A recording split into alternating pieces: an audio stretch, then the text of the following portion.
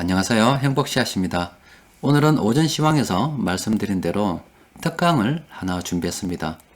화면에서 보시는 것처럼 이 자본주의 세상을 슬기롭게 살아가기 위해서 부채를 잘 활용해야 된다, 이런 말씀을 드리고 싶어요.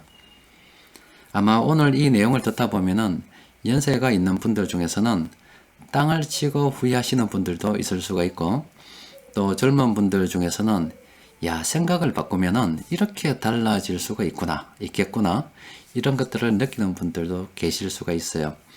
자, 그럼 이야기를 한번 시작해 볼게요. 자, 먼저 제가 아는 세무사님 이야기를 소개해 드릴게요. 제가 21년째 세무 도움을 받고 있는 세무사님이 계십니다. 올해 연세가 78세입니다. 나이가 이제 많이 되셨죠. 몇 년 전에 저한테 그 세무사님께서 해주셨던 말씀이에요. 나이가 들어서 지금 와서 생각해 보니까 후회되는 것이 있다는 말씀 하시더라고요. 그 내용이 뭐냐면은, 아무래도 세무 업무를 보다 보면은 이 부자분들 세무 정리도 많이 해주신다 그래요. 상담도 많이 해주시고. 그런데 하나같이 부자들은 다 빚이 있다는 것을 알았다 그래요. 빚 없는 부자는 없었다, 이 말입니다. 그런데 그 세무사님께서 생각하실 때, 나는 젊을 때 이 빚이 없는 것을 굉장히 자랑스럽게 생각을 했다 그래요. 그런데 나이가 들어서 곰곰이 생각을 해보니까 참 내가 무수히 많은 기회를 놓쳤구나. 부자들이 돈을 버는 것을 뻔히 보면서도 참 그것들을 그냥 스쳐 지나 보냈구나, 이런 생각을 했다 그래요. 그래서 제보고 부자가 되려면 이 빚을 좀 더 일찍 냈어야 했다면서 자네는 빚을 내라고 말씀을 하시더라고요. 자, 그럼 이 빚이 무엇인가에 대해서, 이 자본주의 세상에서 이 빚, 부채를 어떻게 활용하는가, 그 기본적인 원리를 딱 두 가지만 이해하면 됩니다. 이것만 알면은 아마 여러분들 인생이 아주 달라질 거예요. 사전지식인데 제가 질문을 두 개 드릴게요. 잘 한번 들어보세요. 자, 첫 번째입니다. 소비재와 부동산, 그리고 주식, 금 등의 차이입니다. 자, 여기는 소비재, 대표적인 소비재, 고가의 소비재입니다. 자동차가 있고, 요거는 뭐 소비재는 아니죠. 그 실물 자산인데, 뭐 부동산, 주식, 금 여러 가지가 됩니다. 자, 요 두 자산의 이 소비재와 이 실물 자산의 차이에 대해서 한번 생각해 봐야 됩니다.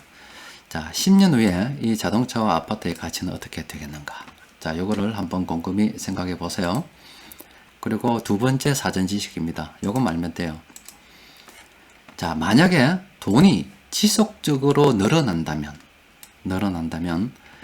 돈을 빌려준 사람이 이득인가, 아니면 돈을 빌린 사람이 이득인가, 요것도 생각을 해 봐야 됩니다. 지금 말씀드렸던 사전 지식 1번과 2번만 잘 이해하시면은 아마 여러분들 앞으로 다른 인생을 살 수가 있을 겁니다. 자, 그러면 사전 지식 첫 번째 제가 답을 드릴게요. 자, 10년 후에 이 자동차는 똥됩니다. 똥. 가치가 없어져요. 시간이 점점 흐를수록 이 자동차의, 아주 고가의 자동차의 가치는 0으로 수렴합니다. 없어져요. 그런데 이 아파트, 뭐 실물 자산인데 이거는 금이 되죠. 가치가 점점 상승합니다. 하나는 가치가 제로로 수렴하고 하나는 가치가 계속 늘어나죠. 자, 그러면은 두 번째 사전 지식, 그 답은, 만약에 돈이 지속적으로 늘어난다면은 돈을 빌려준 사람은 멍청한 사람이 돼요. 돈을 빌린 사람은 굉장히 현명한 사람이 됩니다. 자, 왜 그런가 하면은, 지난번에 이 표는 한번 보여드렸죠. 우리 현재 한국에 유통되고 있는 M2 통화, 시중에 유통되고 있는 돈입니다. 2014년도에 이 M2 통화가 2,000조였는데 지금 2020년 4월달 기준으로 해서 3,000조 정도가 돌아다니고 있습니다. 이 50%가 돈이 늘었죠. 그런데 같은 기간 동안에 경제 성장은 약 한 15.7% 정도 성장을 했다 말씀드렸죠. 제가 어릴 때 아이스크림 가격이 10원이었으면 10원. 제 학교 다닐 때 10원이었어요. 그런데 요즘 편의점 가서 아이스크림 사면 하나는 모르겠고 두 개, 2 플러스 1이던데 두 개를 사면 하나를 끼워줘서 세 개를 3,000원에 살 수가 있어요. 그런데 10원짜리가 엄청나게 많이 뛰었죠. 자, 그러면은 30년 전에 1,000만원을 빌렸어요. 그런데 지금 내가 1,000만원을 그동안 계속 이자를 줬다 손 칩시다. 치더라도 지금 1,000만원을 갚는 것은 이 30년 전에 1,000만원과 가치가 완전히 다르죠. 그러니까 돈이 지속적으로 늘어난다면 돈 빌려준 사람은 멍청한 사람이 되고 돈 빌린 사람이 이득이 됩니다. 자, 그러면은 요걸 두 개 종합해서 간단한 답을 하나 낼 수가 있어요. 일단은 가장 어리석은 사람은 돈을 빌려서 소비재를 사는 사람이 제일 어리석습니다. 이거는 답이 없는 사람이에요. 그렇지 않아도 이 소비재는 내 돈 주고 현금으로 샀다고 그래도 시간이 흐르면 흐를수록 그 가치는 점점 줄어가지고 이게 0으로 수렴을 합니다. 그런데다가 돈을 빌렸다는 말은 또 돈의 가치가 점점 떨어지잖아요. 그러니까 이 돈을 빌려서 소비재를 사는 사람은 가장 어리석은 사람이에요. 아마 그런 분들은 이 빚의 무게에서 벗어나지 못할 수가 있습니다. 그러면은 가장 현명한 사람은 바로 돈을 빌려서 자산을 사는 사람입니다. 그렇다고 해서 뭐 주식을 돈 빌려서 사라 이런 말씀 못 드리겠습니다. 그런데 그거는 제가 좀 이따 한번 설명해 드릴게요. 일단은 돈을 빌려서 자산을 사는 사람이 가장 현명하죠. 이걸 딱 모아서 보면 답이 딱 나옵니다. 보세요. 이 자동차, 뭐 냉장고 아니면 뭐 심지어 여행 갈 때도 빚내서 가는 분들도 계시더라고요. 그리고 옷 살 때도 뭘 살 때도 다 할부 꽂고 계시는 분들도 계시던데 이런 소비재들은 결과적으로 이 돈의 그 가치가 빵으로 수렴을 해요. 그리고 이 돈의 가치도 시간이 흐르면 흐를수록 돈이 늘어나서 그 가치가 희석이 돼 줄어듭니다. 그런데 이 부동산이나 주식이나 뭐 금이라든지 이런 실물 자산들은 시간이 흐르면 흐를수록 그 가치가 점점 커집니다. 그러면은 우리가 살아가서 돈을 묻어둬야 될 것은 소비재를 뭐 필요하면 사야죠. 사는데 불필요하게 너무 과하게 살 필요는 없는 거예요. 게다가 빚까지 내서 살 필요는 없습니다. 그리고 은행에다가 돈을 넣어주는 거 역시 내가 어떤 살아가는 데 있어서 살다가 보면 유동성이 좀 있어야 돼요. 돈이 잘 돌아가지 않으면 내가 있는 고가의 자산을 팔아야 될 수도 있기 때문에 그런 일을 사전에 방지하기 위해서 현금을 갖다가 은행에 좀 넣어주는 것도 필요합니다. 그건 오히려 내가 가진 자산을 지키기 위함입니다. 그건 필요한데 필요 이상으로 너무 많이 꼽아두게 되면 그 역시 돈의 가치가 계속 하락하게 되죠. 그러면은 투자는 어디다 해야 되겠어요? 바로 이쪽으로 돈을 모아둬야 됩니다. 자, 그러면은 가난의 지름길은 바로 돈 빌려서 소비재를 사는 게 되죠. 또 그리고 부자의 지름길은 돈을 빌려서 실물 자산 사는 게 중요하죠. 그러면 제가 실전 문제 한번 내드릴게요. 친구 3명이 있어요. 이 친구 3명. 자, 요 친구 3명이 있습니다. 아름다운 친구들 3명. 이 친구가 현재 조건은 아주 똑같습니다. 월 수입이 400만원이고, 그리고 한 달에 돈을 아껴서 100만원씩 잉여가 생깁니다. 돈이 남아요. 그런데 이 세 친구의 선택에 따라서 순간의 선택이 평생을 좌우합니다. 첫 번째로 가난을 향해서 달리는 친구가 있어요. 남는 월 100만원으로 내 돈이 100만원 남기 때문에 이 남는 돈으로 자동차 100만원짜리 할부 꺼면 5년 하면 굉장히 좀 좋은 차, 고급차 살 수가 있습니다. 자, 이 친구는 5년 할부 구매를 해서 고가의 자동차를 샀죠. 이 친구는 가난을 향해서 아주 빠른 속도로 달려가는 친구고, 두 번째는 조금 느린 속도로 가난을 향해서 달려가는 친구들이 있어요. 이 친구는 원금 손실을 아주 싫어해서 100만원을 그대로 은행에 직행하는 분들이 있습니다. 넣어두는 분들. 이분들은 조금 느린 속도로 가난해져요. 어떤 속도냐면 돈이 늘어나는 속도만큼 가난해집니다. 그러면은 요즘과 같은 시기는 정부에서 중앙은행에서 돈을 막 풀기 때문에 예전보다 가난해지는 속도가 더 빨라질 수 있다 이렇게 봐야 되겠죠.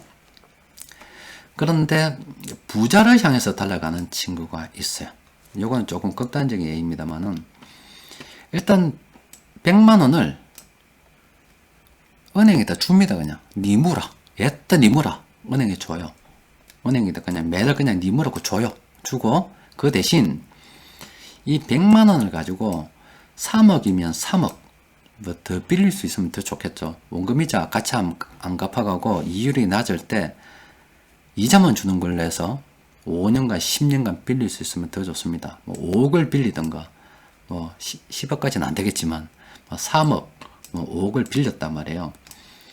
이렇게 빌린 돈을 가지고 요 돈을 빌린 대가로 은행 보고 100만 원 니무라고 돈 주는 겁니다. 주고 이 빌린 돈으로 무엇을 하냐면 실물 자산을 삽니다. 실물 자산. 부동산이라든지. 근데 이건 주식은 빌린 돈으로 하는 거 아닙니다. 이건 나중에 말씀드릴게요. 뭐 금도 괜찮고. 근데 우리 대표적으로는 보통 아파트 이런 게 되겠죠. 땅도 될 것이고. 이 친구가 가장 부자로 갑니다. 우리나라 사람들 대부분은 원금을 잃기 싫어해서 주식 투자하는 것은 도박으로 생각하기 때문에 은행에다가 돈 넣어놨다가 가난으로 조금 느린 속도로 달려가고, 이 친구는 답 없어요.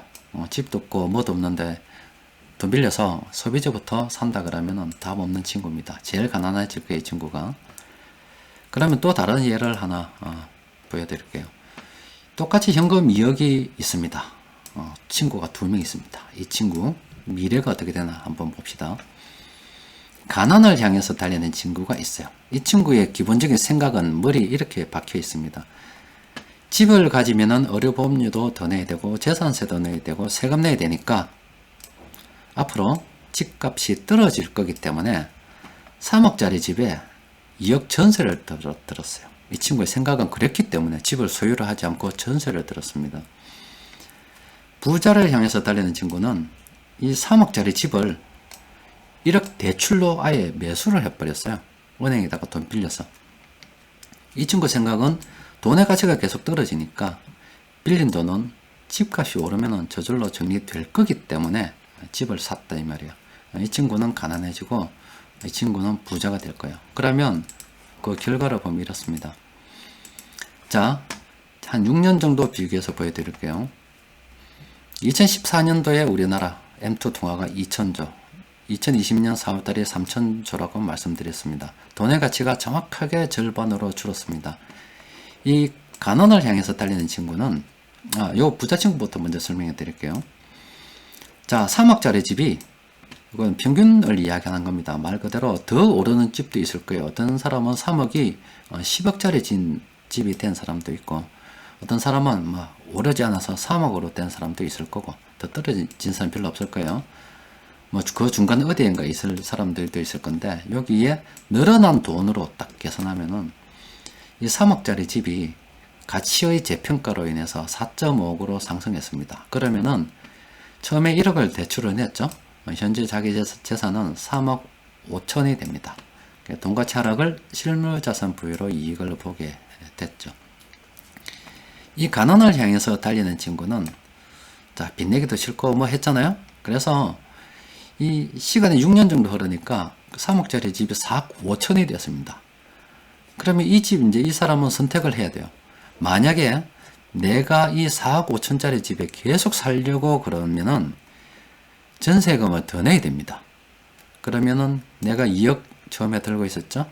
그러면은 계속 살 것 같으면은 1억 정도 전세 대출을 내가지고 빚내야 되죠. 결국은 빚냅니다. 똑같은 집에 살면서 이 친구는 아예 최초에 좀 더 오래전에 빚내가지고 실물 자산을 보유한 덕분으로 이렇게 3억 5천이 내 돈 똑같이 1억입니다. 그런데 여기는 여전히 1억을 대출을 냈지만 그냥 그 집에 전세에 살고 있어요. 빚만 늘었어요. 집은 없습니다. 만약에 이 대출을 내기 싫으면은 더 작은 집으로 이사 가야 됩니다. 여러분들 신문 뉴스 같은 거 보면은 이 전세, 똑같은 전세 가격으로 같은 집에 살 수 없기 때문에 집을 줄였다 이런 뉴스, 아니면 뭐 블로그나 인터넷 찾아보면 그런 내용 많습니다. 또 그리고 내가 같은 기간 동안은 돈을 모으는 것보다 집값 상승이 더 빠르다라는 말씀, 그런 이야기 많이 들어보셨죠? 그거는 이 돈이 더 빨리 늘어나기 때문에 그렇습니다. 경제 성장보다, 내 월급 오르는 속도보다 돈 늘어나는 속도가 더 빨라서 그래요.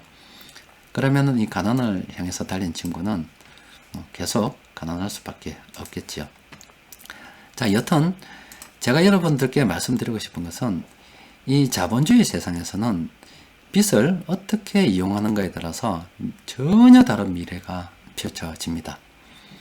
제한테 말씀하신 그 세무사님처럼 무수히 많은 기회를 부자들 세무 정리를 해주면서도 부자들은 늘 빚이 있다는 걸 알면서도 그 기회를 갖다가 보고서 그냥 스쳐 지나버렸죠.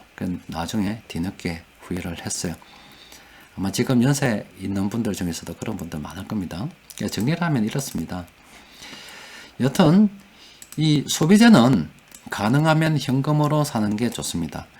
여러분들 부자가 차를 현금으로 주고 사거나 냉장고를 현금을 주고 사면 이렇게 생각하죠. 돈이 많기 때문에 현금으로 사지 뭐 이렇게 생각하잖아요. 그거 아닙니다. 소비재가 결국엔 가치가 0으로 수렴이 되기 때문에 그걸 굳이 빚내서 이자까지 주면서 살 이유가 전혀 없다는 거예요. 그래서 소비자는 현금으로 사는 겁니다. 그런데 나는 좋은 차를 타고 싶잖아요. 돈은 없는데. 그러면은 자기 분수에 맞춰서 사면 돼요. 나중에 돈이 많을 때 좋은 차 사면 되고 돈이 없을 때는 내 분수에 맞게 맞는 차를 사면 됩니다.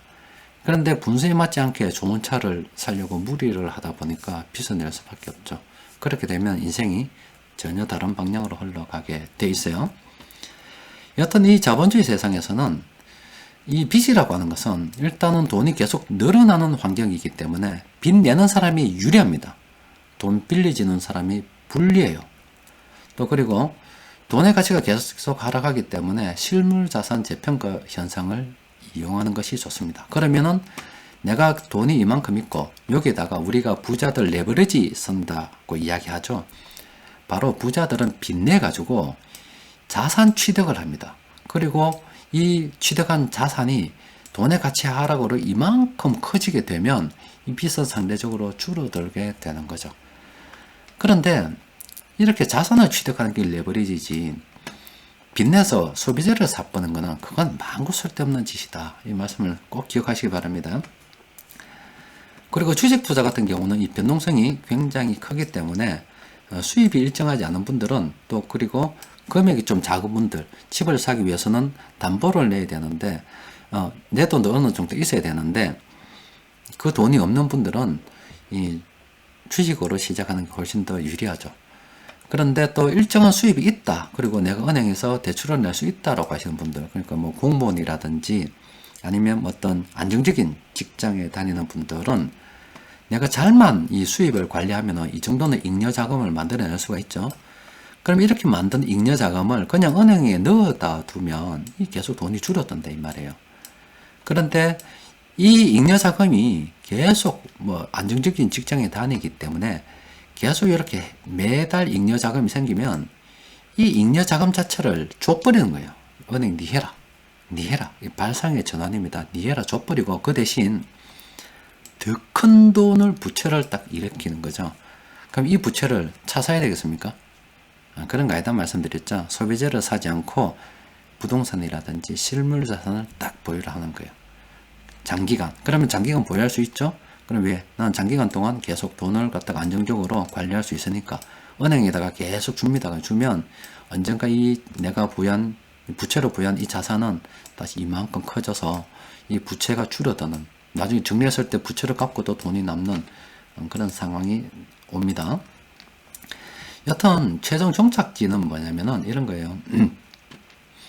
주식, 부동산, 금, 달러, 현금도 투자입니다. 이렇게 분산 투자를 하는 것이 자본주의 사회에서는 중요합니다. 그리고 그 중에서 이 현금을 보유한 이유는 나머지 이 자산을 팔지 않기 위해서 현금을 보유하는 거예요. 유동성을 확보하는 차원에서 사람마다 약간 상황이 다르기 때문에 자기 씀씀이를 고려해서 어느 정도 보유하는 거고, 그리고 요 부동산 요 부분은 충분히 레버리지를 이용할 수가 있습니다. 그리고 부동산만 가지고 되는 게 아니에요. 어떤 정부는 이 부동산에 굉장히 호의적이고 어떤 정부는 주식에 굉장히 호의적입니다. 또 부동산과 주식은 서로 왔다리 갔다리 상호 보완되는 측면도 있긴 해요. 같이 갈 때도 있지만 그래요. 그래서 주식, 부동산, 금, 달러, 현금 이렇게 분산 투자가 최종 종착지라 할 수 있어요. 여튼 우리가 이 자본주의 세상에 살아가면서 슬기롭게 살아가는 방법은 이 부채를 잘 활용하는 것이 굉장히 중요합니다. 그래서 나는 빚내는 거 싫어한다. 빚 없는 것을 자랑으로 생각한다. 지나고 나서 보면은 이런 원리를 잘 이해하면은 절대로 빚 없는 게 자랑이 아닙니다. 그리고 이 원칙은 딱 두 가지만 딱 기억하면 돼요. 마지막으로 한 번 더 보여드릴게요. 첫 번째, 이 소비자와 그리고 부동산, 주식금은 완전히 차이가 있다. 소비자는 결국 가치가 0으로 수렴이 된다는 것. 그래서 빚을 내더라도 이렇게 실물 자산을 보유해야 된다는 거고, 두 번째는 돈이 지속적으로 늘어나면은 돈 빌려준 사람이 멍청한 사람이 되는 거예요. 돈 빌린 사람이 이득입니다. 이것만 잘 기억하시고 세상을 다시 한번 바라보시고 또 자신의 재무 상태 여러 가지 계획들을 전반적으로 다시 한번 점검해 보시면은 앞으로 이 자본주의 세상에서 내가 어떻게 사는 것이 현명한 방법이겠구나. 또 그리고 내가 목표로 하는 것이 좀 더 많은 빠른 부를 형성하고자 한다면 어떤 방법으로 달려야 되겠구나 하는 것들이 정리가 되기 시작할 겁니다. 자, 이상입니다.